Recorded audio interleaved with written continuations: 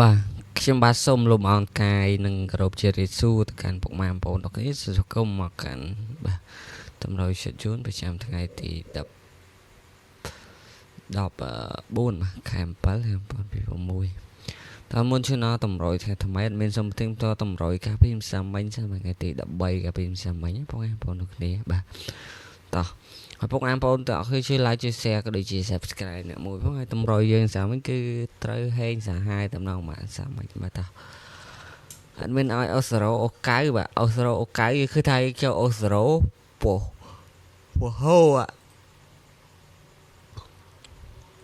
បាទចូលអូសរ៉ូនៅប៉ហូបាទឲ្យត្រេង04មកឲ្យត្រេង0វ៉ាន់តា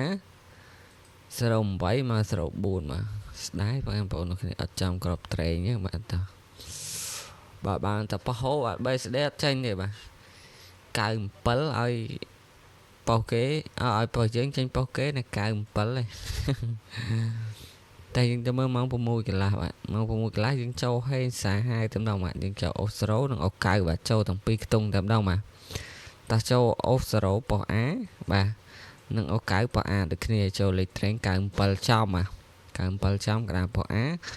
ហើយបងប្អូនបាទឲ្យ98ទៅមក99បាទប៉ោះសេបាទហើយចូលក្របត្រឡប់97 79បាទប៉ោះដេបាទបានមកក្របទៀតបាទ77 97 79បាទប៉ោះដេបានមកក្របសរុបមកបាន2ក្របបាទ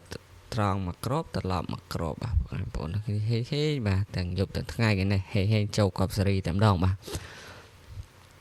តើមានសំលុបនៅ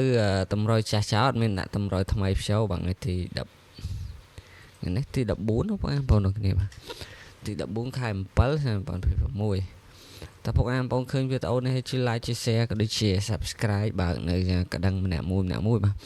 ដើម្បីតាមដានរាល់តម្រុយដែលមានអាប់ដេតទៅជូនពុកម៉ែបងប្អូនទៅគេចាក់លេងកំសាន្តជារាល់ថ្ងៃបងប្អូនគ្នា